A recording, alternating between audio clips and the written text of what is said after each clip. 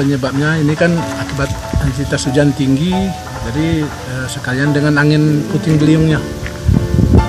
Sekalian kejadian 2 hari yang lalu terjadi juga di atas di daerah Wonosobo juga, masih satu daerah Wonosobo.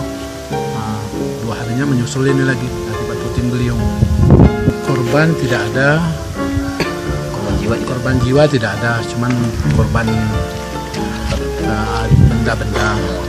Menyusul juga dengan kejadian dengan yang disebang balik di depan masjid.